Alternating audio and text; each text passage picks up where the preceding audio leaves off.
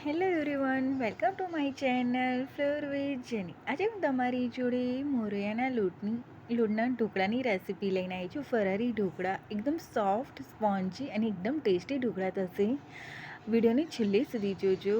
અને જો તમે લોકો હજી સુધી મારી ચેનલને સબસ્ક્રાઈબ ના કરી હોય તો કરી લેજો. આ ઢોકળા એકદમ સોફ્ટ થાય છે અને બહુ જ મસ્ત થાય છે.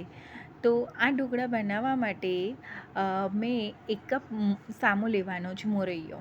આવી રીતનો મોરૈયો આવે 1 કપ લેવાનો છે.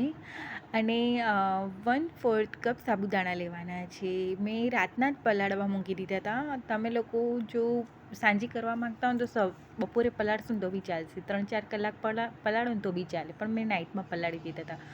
સવારે લંચ બોક્સમાં કરવાના હતા ને એટલે આવી રીતે બધું મિક્સ કરી અને ચાર વાર પાણીથી ધોઈ અને પછી પલાળવા અમે મૂક્યું હતું. આખી રાત પલાળવા મૂકી દીધું અને પછી સવારે પલળી ગયો ને એટલે તેનું બધું પાણી નિતારી લેવાનું છે. પૂરી રીતે પાણી નિતારી લેવાનું અને મિક્સર જારમાં લઈ લેવાનું છે.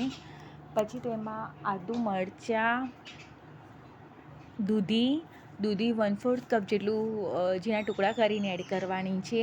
અને ખાટું દહીં લેવાનું છે. 2 ચમચી જેટલું મેં ખાટું દહીં લીધું હતું અને ક્રશ કરી લેવાનું છે. આને છે ને દહીંમાં જ ક્રશ કરજો, પાણી એડ નહીં કરવું પડે આમાં. આવી રીતે ફાઇન એકદમ ક્રશ કરી લેવાનું અને પછી બાઉલમાં નીકાળી લેવાનું. મીઠું ટેસ્ટ મુજબ એડ કરવાનું છે અને મિક્સ કરી લેવાનું. પછી તપેલામાં થાળી તેલથી ગ્રીસ કરી મેં ગરમ કરવા મૂકી દીધી હતી. હવે આમાં કોથમીર ધોઈને ઝીણી કટ કરીને ઉમેરી હતી. તેલ એક મોટું 1 ટેબલ સ્પૂન એડ કરવાનું છે અને એક આખું સેસે મેં ઈનોનું ઉમેરી દીધું હતું અને સરસ રીતે મિક્સ કરી દીધું હતું. પછી થાળી ગરમ થઈને એટલે તેમાં બેટર એડ કરી દેવાનું. ઉપરથી લાલ મરચું પાવડર અને મરીનો ભૂકો, કાળા મરીનો પાવડર સ્પ્રિંકલ કરી દેવાનો છે. ઓપ્શનલ છે પણ હું કરું છું, બહુ ફાઇન થાય છે.